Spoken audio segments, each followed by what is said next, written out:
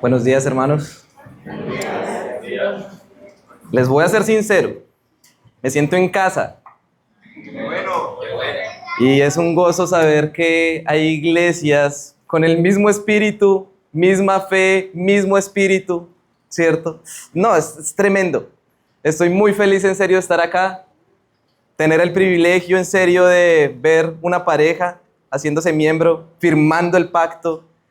Y realmente tenemos muchas cosas en común, hermanos. Tenemos muchas cosas en común. Gracias por todo el amor. Gracias al pastor Andrés por la hospitalidad, por los hermanos que nos han recibido, nos han acogido. Y hermanos, es un privilegio para mí predicar esta mañana. Y quisiera que comencemos orando nuevamente, que el Señor nos permita estar atentos y que de esa manera seamos edificados por medio de su Espíritu, pero también que por medio de ese Espíritu haya salvación a aquellos que no creen. Padre, te rogamos, Señor, que nos hables a través de tu palabra. Te rogamos que tú, Señor, seas aquel que nos persuada a la fe en Jesucristo, nos persuada a la santificación y todo esto, Señor, por la obra de tu Espíritu Santo. Así que, Padre, confiamos en ti. Ayúdanos a escuchar, ayúdanos a interiorizar, ayúdanos a meditar. Te lo ruego, Padre Santo, en Cristo Jesús. Amén. ¿Cuántos cafeteros hay en esta mañana? Espero que no sea el único amén de esta mañana.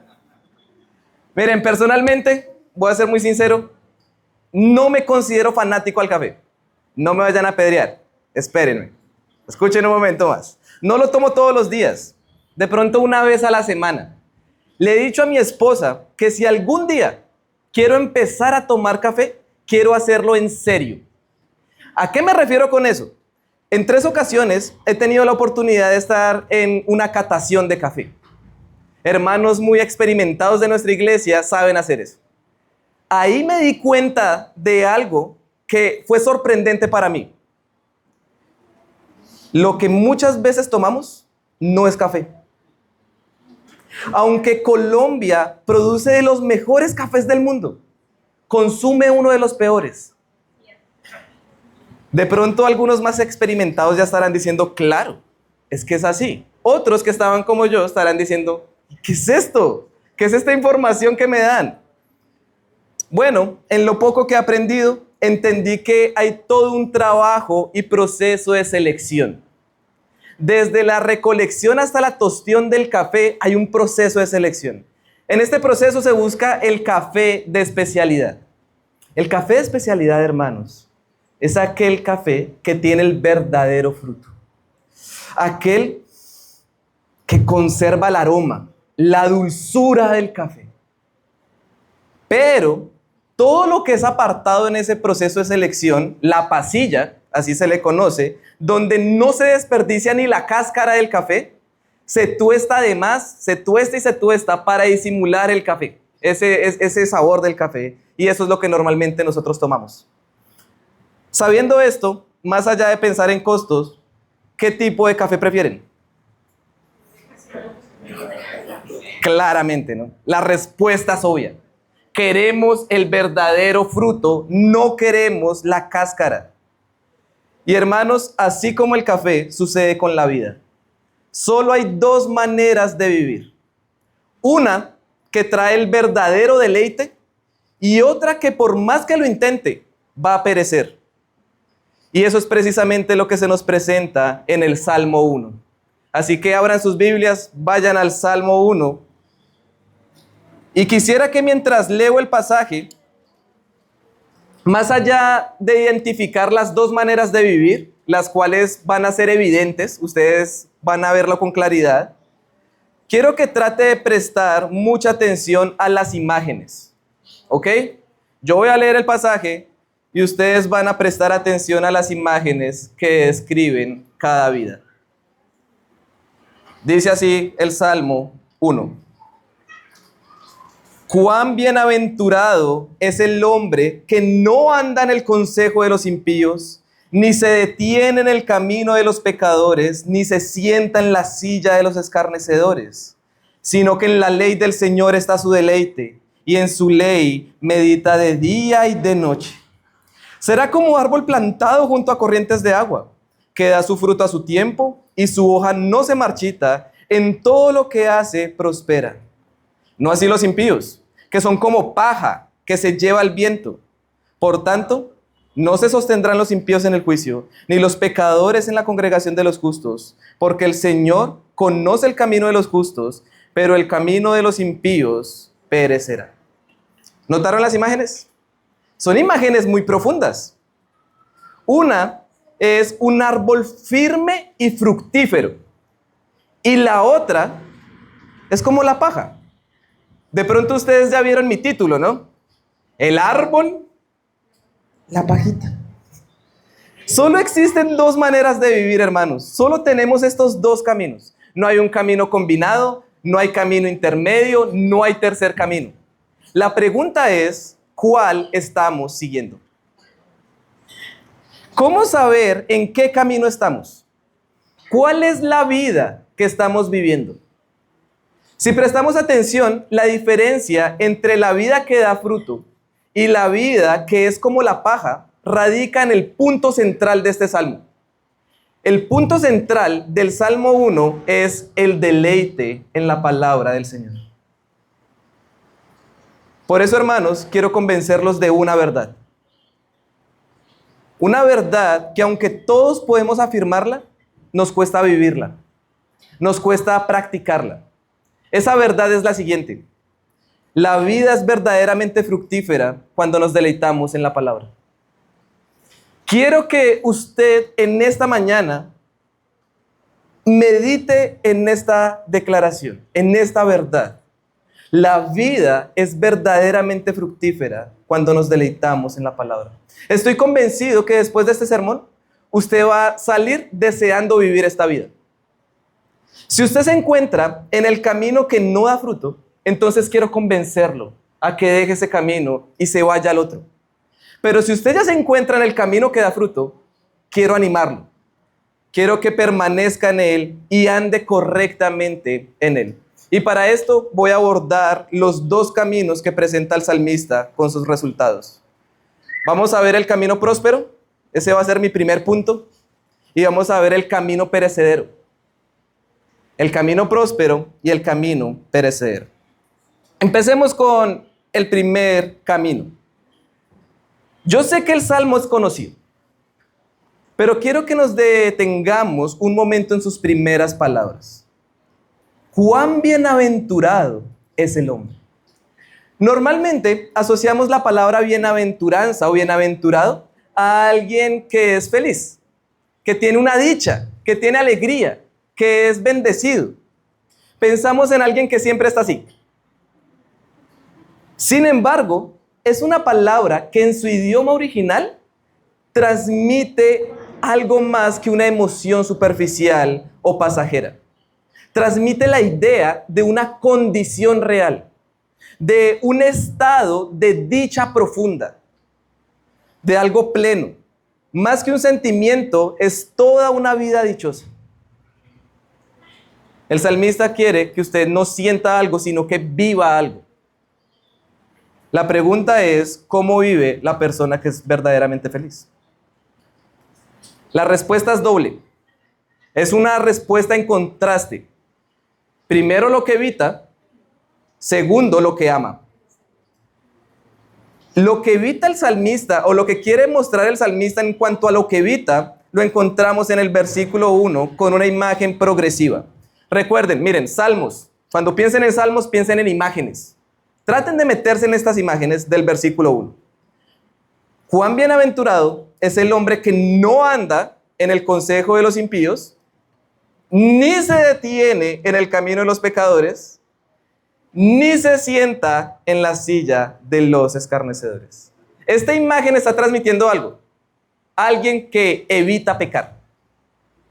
Alguien que no se quiere exponer al pecado. Alguien que no se acomoda, no se identifica con él. Hermanos, el pecado es astuto. El pecado no ataca de frente. Lo hace de una manera muy sutil. Miren, es como en la pesca. ¿Cuántos pescadores hay acá? ¿Cuántos han pescado alguna vez? ¿Alguno? Ok, aquí hay algunos expertos. Ustedes me corregirán.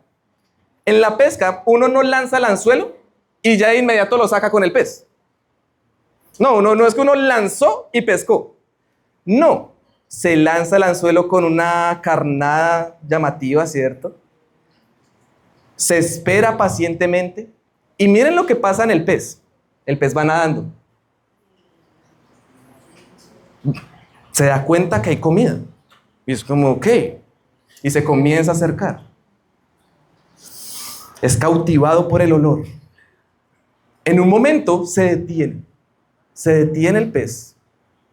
Y empieza a comer plácidamente la carnada sin saber que ya está enganchado. Hermanos, no somos tan distintos. Nosotros empezamos a tolerar el consejo del mundo.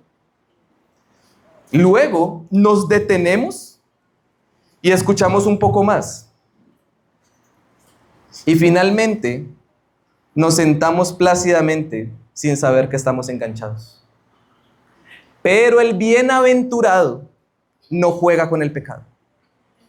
No lo tolera. Se aparta y sigue su camino. No lo hace por legalismo.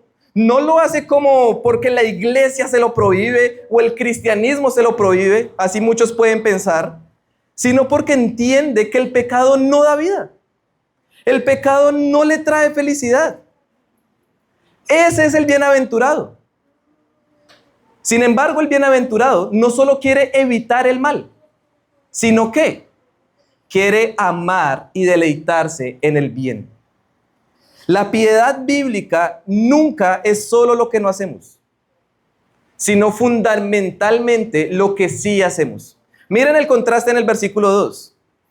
Sino que en la ley del Señor está su deleite y en su ley medita de día y de noche. El mayor bien, deleite y alegría está en la palabra del Señor. La ley, más que mandatos, más que prohibiciones, más que una carga, es un banquete. Un banquete que se quiere disfrutar de día y de noche. Un banquete que se disfruta meditando. Recuerden lo que dice el Salmo 119. Tiene muchos versículos, muchos. El salmo más largo de todos. Pero hay un versículo que dice lo siguiente: cuánto amo tu ley. Todo el día es ella mi meditación. En palabras románticas, es como estar enamorado del Señor. Todo lo que Él dice, todo lo que Él hace, lo amo. Y esto, odiar el pecado y amar al Señor, tiene un resultado maravilloso, hermanos. Miren el resultado que tiene esto. Versículo 3. Será como árbol plantado junto a corrientes de agua, que da su fruto a su tiempo, y su hoja no se marchita, en todo lo que hace prospera. Quiero mostrarles la riqueza de esta imagen. No se trata de un árbol silvestre. No se trata de un árbol que fue plantado al azar. Es intencionalmente plantado. Tiene una fuente constante, segura y abundante. No depende del clima. No depende de si está lloviendo o no. Ya tiene su fuente. Además, da fruto a su tiempo. No es una vida estéril, no es una vida caótica, no es una vida superficial. Su hoja no cae. Resiste la sequía. Y finalmente, en todo lo que hace prospera. Este es el camino próspero. ¿Se dan cuenta? Este es el camino que da prosperidad. No económica. Déjenme aclararlo. No económica. No es una prosperidad material. Una prosperidad espiritual. Es toda una vida que da gloria a Dios. Hermanos, lo que acabamos de ver es alguien bienaventurado. Esa es la vida verdaderamente dichosa.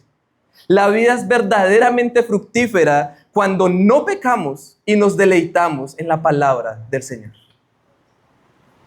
Pero hay un problema. Ninguno de nosotros puede decir que es el bienaventurado. Ninguno de nosotros nos podemos identificar con estas declaraciones. Nosotros hemos andado, nos hemos detenido y nos hemos sentado en el pecado, hermanos. Y peor aún, nosotros hemos odiado al Señor y a su palabra. El salmista no estaba pensando en usted ni en mí. El salmista estaba pensando en otra persona. El salmista no estaba pensando en ustedes.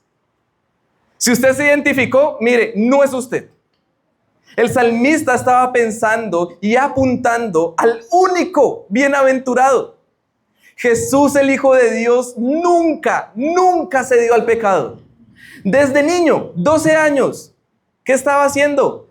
Estaba en el templo escuchando y preguntando sobre la palabra. En el desierto, tentado por Satanás, ¿cómo respondió el Señor? Lleno del Espíritu Santo, pero con la Escritura. Su vida, sus enseñanzas reflejaban la palabra perfectamente. Hermanos, incluso en la cruz, ¿cuál era la meditación del Señor? Dios mío, ¿por qué me has abandonado? Salmo 22:1.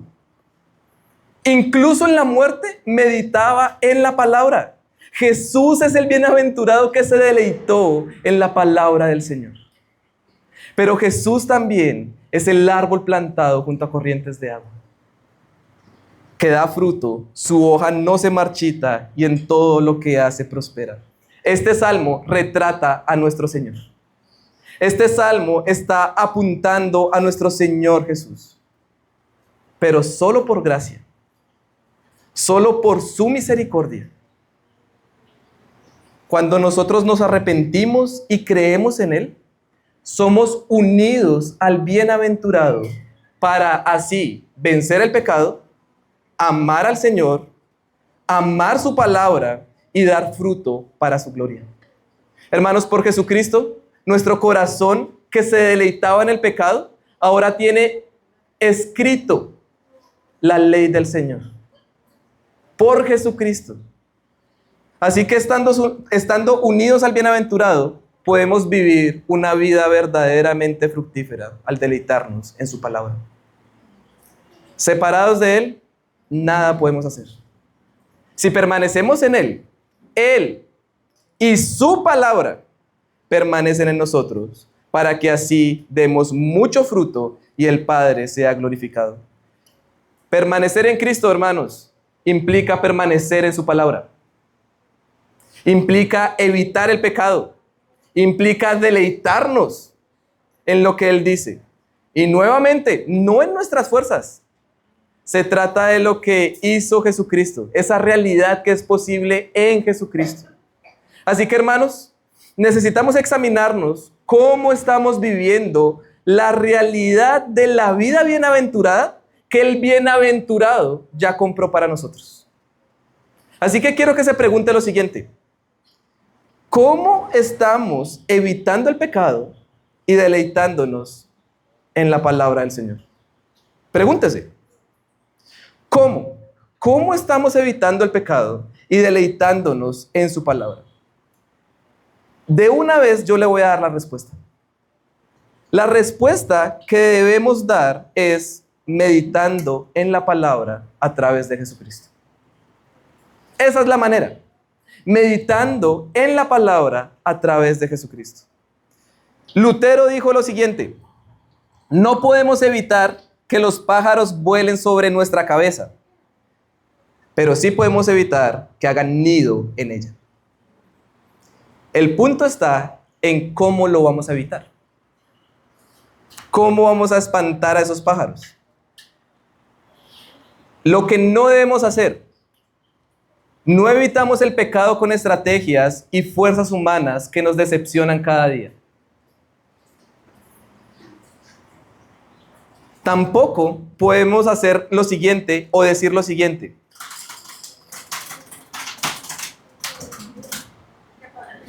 Tranquilos, todos miren allá. Fue el ventilador. No pasa nada. Ya se solucionó. Tampoco podemos decir lo siguiente. Estamos luchando contra el pecado, se lo contamos a un hermano y lo que nos dicen es, pues hermano, hermana, lea la Biblia y ore. Yo preguntaría, ¿y qué leo? ¿Toda la Biblia? ¿Me la devoro todo en un día? ¿Qué oro? ¿Qué tengo que orar? Con la escuela dominical, la escuela bíblica que han tenido durante estos domingos, ya saben cómo orar, pero de todas maneras es, ¿qué parte específica de la Biblia voy a orar? Hermanos, necesitamos meditar en algo específico. A veces se nos olvida cómo Jesús venció la tentación. Jesús no venció la tentación diciendo, ¿qué texto de la Biblia es que?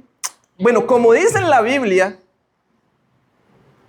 Jesús utilizó textos específicos para luchar contra la tentación y vencerla. No es si tienes una Biblia en casa, no es si lees la Biblia en la mañana o en la noche. Es cómo meditas en ella de manera específica e intencional para así vencer el pecado. Piensen en lo que dijo Pablo en Filipenses 4. Miren, Pablo en Filipenses 4 no solamente nos muestra que se puede vencer el pecado en cuanto a algo físico, sino también lo que está en nuestra mente, lo que está en nuestro corazón. Aquellos pensamientos que nos traen gran tristeza, aquellas preocupaciones, aquellos miedos, ansiedades. La manera que nos da Pablo es, para vencer todo esto, es meditando en lo que es verdadero, meditando en lo que es justo y digno.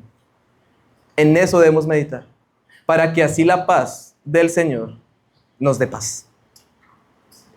Es meditando de manera específica e intencional que podemos vencer el pecado externo, pero también el pecado interno.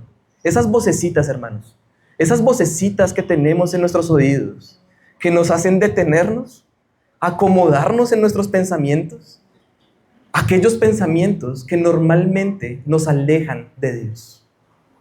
Los vencemos al meditar en la palabra. Necesitamos meditar en la palabra.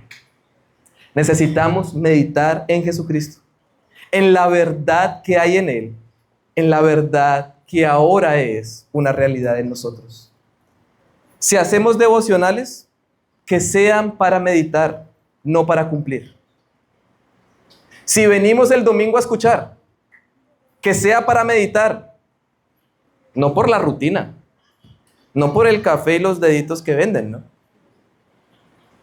Si hablamos la verdad en amor entre nosotros, aquel compromiso, uno de los compromisos que tienen los miembros de esta iglesia local, que sea meditando en la verdad, no en la experiencia. Si nuestro hermano está débil en su fe, si está cediendo al pecado, si está cargado con su trabajo, si está luchando con depresión o con ansiedad, ¿cuál será nuestro consejo? ¿En qué vamos a meditar?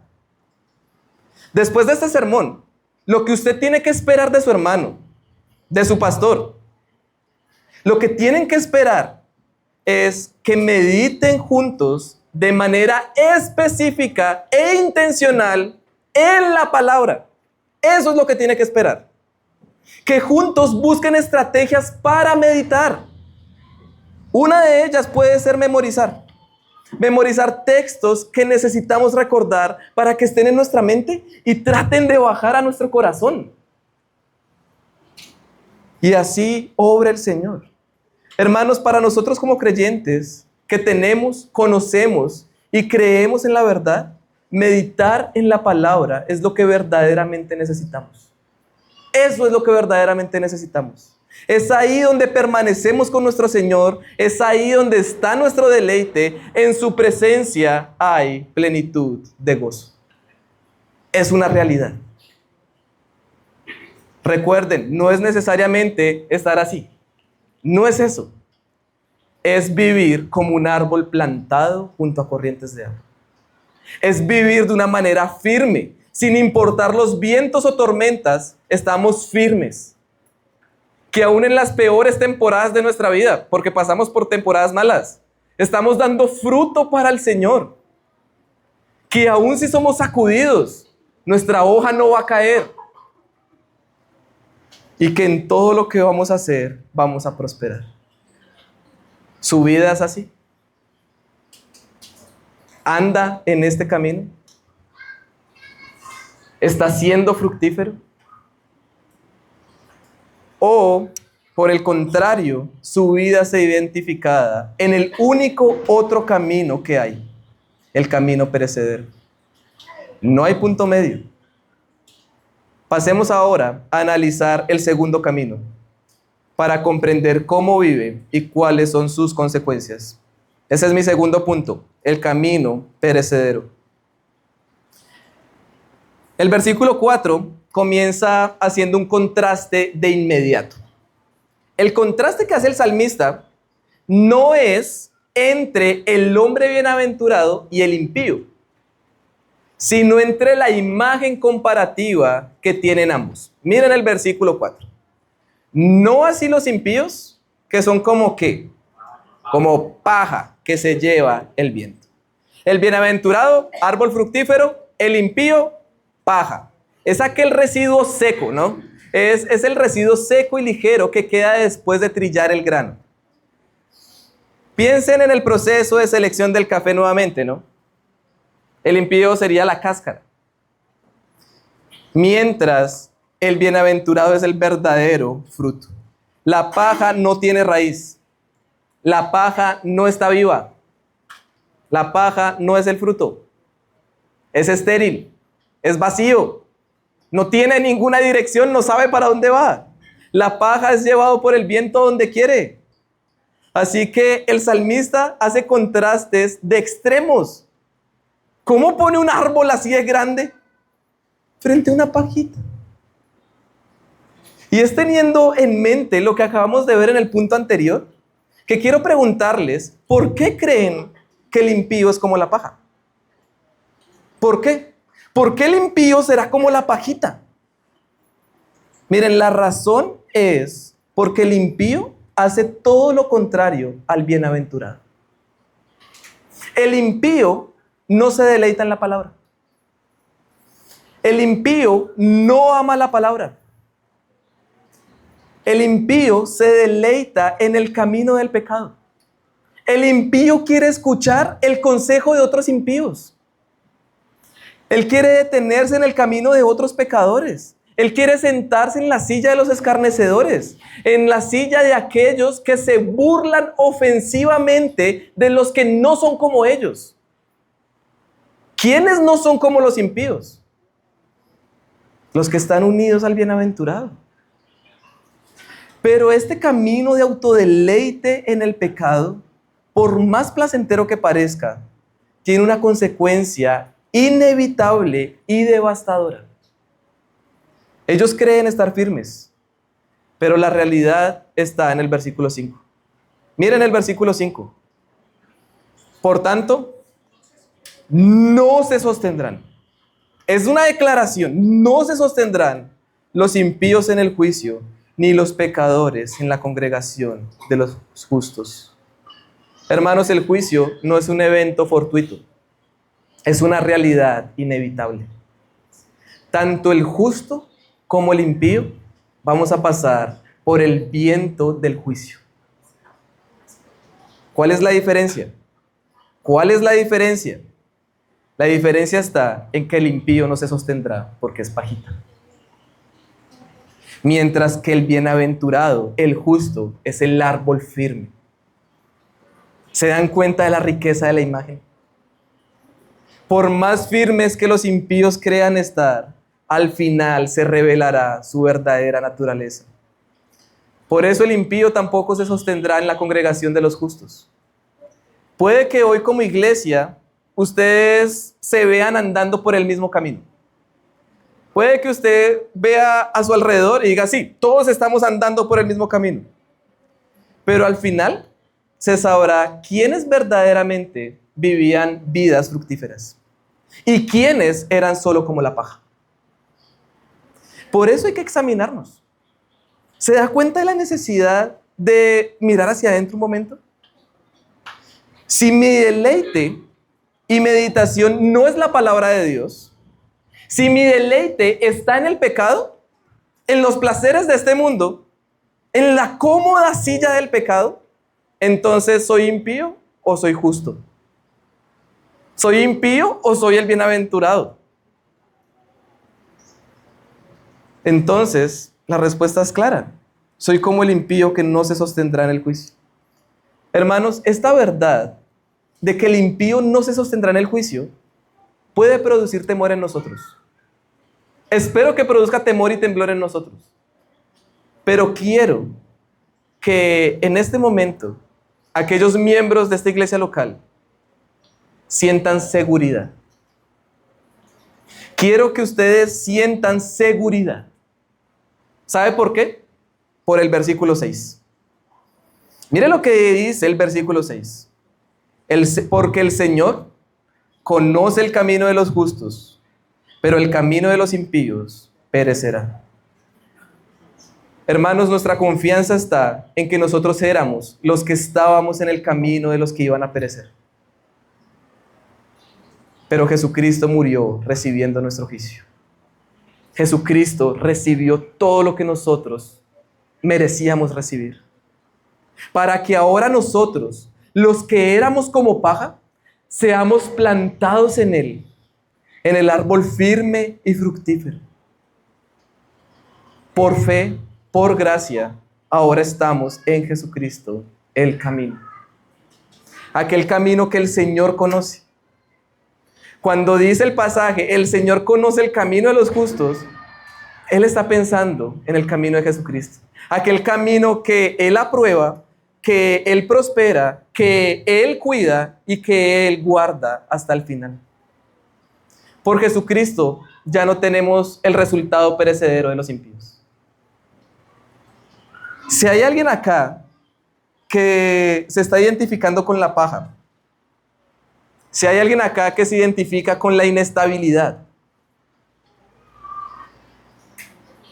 con el deleite en el pecado y no en Dios, entonces quiero que aproveche esta oportunidad. Quiero que medite de manera intencional y entienda que esta es una advertencia oportuna y apremiante. El juicio es una realidad. Ha de suceder. Pero hay esperanza mientras el Señor es paciente en su venida. La esperanza no está. Escúcheme bien. Si usted viene por primera vez, si usted aún no es miembro de esta iglesia local, escuche bien esto. Su esperanza no está en que te esfuerces más. Su esperanza no está en que leas más la Biblia. Esa no es la esperanza. No es que vengas más a la iglesia. No es que sigas tratando de manera mediocre vencer el pecado. Esa no es la esperanza. No se trata de disciplinas vacías. Se trata de corazones llenos. No es el más disciplinado. Es el más deleitado. La esperanza está en amar a Jesucristo, el verdadero justo y bienaventurado. Esa es nuestra esperanza. Necesitamos creer en Él, permanecer en Él, meditar en Él todos los días y noches de nuestra vida. Así es como se vive en el camino de los justos, estando unidos al justo. Hermanos, el Señor conoce nuestro camino, conoce cómo vivimos. Él sabe en qué áreas de nuestras vidas nos sentimos llevados por el viento. Él sabe en qué momento estamos sin dirección, cuando no tenemos ninguna raíz. La cuestión es si nosotros podemos identificar y desenmascarar, si podemos distinguir el de especialidad de la pasilla. Necesitamos reconocer la inestabilidad de nuestras emociones. Necesitamos reconocer que nuestros pensamientos y razonamientos a veces no están conforme a la palabra de Dios. Estos no pueden sostenernos. Estos nos van a llevar como el viento. Pensamientos, razonamientos, emociones. Si usted alguna vez se ha sentido desanimado, si usted alguna vez se ha sentido cargado, insatisfecho, colapsado o frustrado, adivine en dónde estaba puesta su esperanza. Adivine en qué estaba meditando.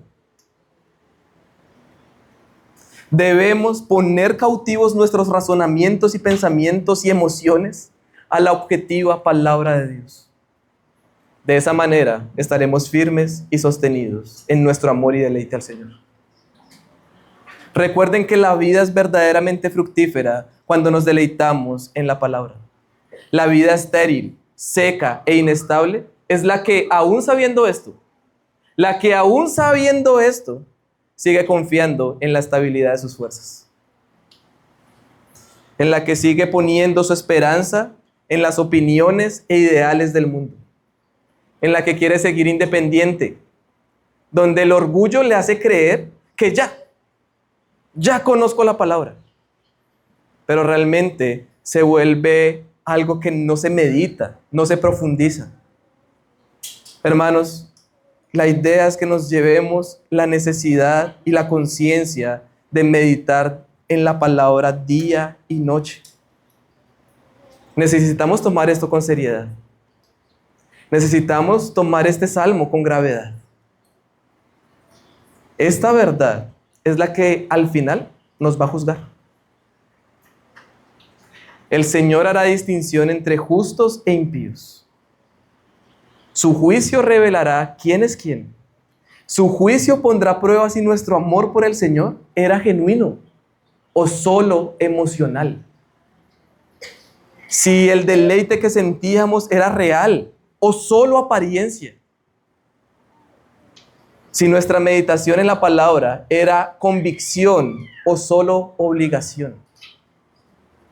Al final se conocerá el camino perecedero en el que se ama el pecado o el camino próspero, el que da fruto, el que ama y medita en la palabra, el que se aparta del pecado.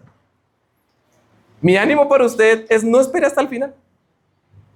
No espere hasta el final para darse cuenta. Hay esperanza hoy en Cristo para andar y vivir en su camino. Termino con esto, hermanos. Hay una verdad radical que el Salmo 1 nos ha presentado. Que solo hay dos caminos, solo hay dos resultados y solo hay una única línea divisoria. El deleite en la palabra del Señor. Así que es momento de desechar nuestros deleites perecederos, efímeros, que se oponen o se desvían del consejo de Dios y que empecemos a disfrutar. Mi ánimo es que empecemos a disfrutar del verdadero fruto que hay al deleitarse en la palabra del Señor.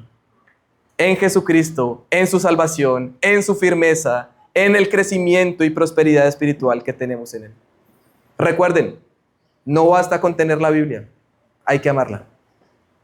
No basta con leerla, hay que meditarla. No basta con conocerla, hay que deleitarse en ella. Es así como nuestra vida es verdaderamente fructífera cuando nos deleitamos en su palabra.